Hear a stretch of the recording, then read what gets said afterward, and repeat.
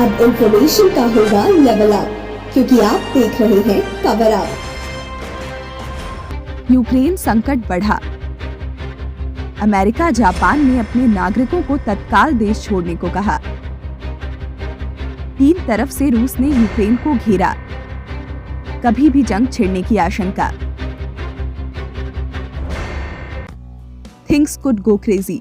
अमेरिकी राष्ट्रपति Joe Biden ने इन्हीं शब्दों का इस्तेमाल कर यूक्रेन में रह रहे अपने सभी नागरिकों को वहां से निकलने की चेतावनी जारी की है। उन्होंने नागरिकों को कहा कि अफगानिस्तान और यूक्रेन की स्थिति बिल्कुल अलग है।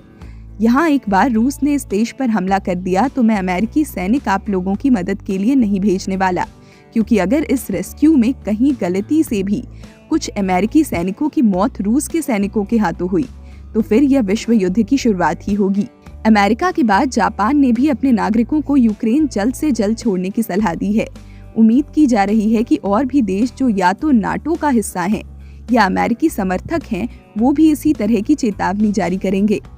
इस बीच भारत सरकार ने यूक्रेन में अपने 20,000 छात्रों को राजधानी कीव स्थित दूतावास में रजिस्ट्रेशन कराने को कहा है। इससे पहले फ्रांस के राष्ट्रपति इमैनुअल मैक्रों ने रूसी राष्ट्रपति पुतिन से मुलाकात कर इस संकट को टालने की कोशिश की थी, लेकिन इस बैठक का कोई नतीजा नहीं निकल पाया था। गौरतलब है कि रशिया मानता है कि अगर उसने अभी यूक्रेन पर कब्जा नहीं किया तो आने वाले कुछ सालों में यह देश नाटो का हिस्सा बन जाएगा और अमेरिका की पहुंच रूस की सीमा तक हो जाएगी, और ऐसे में रूस अपने आप को एक दूसरी महाशक्ति से घिरा महसूस करेगा।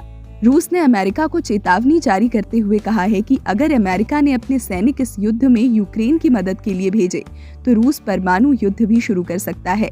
उसके पास हाइपरसोनिक मिसाइल है जिसका जवाब अमेरिका भी नहीं दे पाएगा। रूस की 1 लाख से ज्यादा सेना ने यूक्रेन की अब 3 तरफ से घेराबंदी पूरी कर ली है।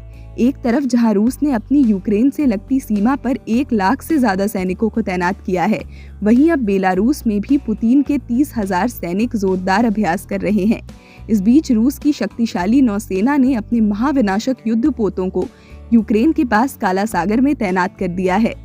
रूस पिछले 20 दिनों से लगातार यूक्रेन के खिलाफ जोरदार कीलेबंदी कर रहा है।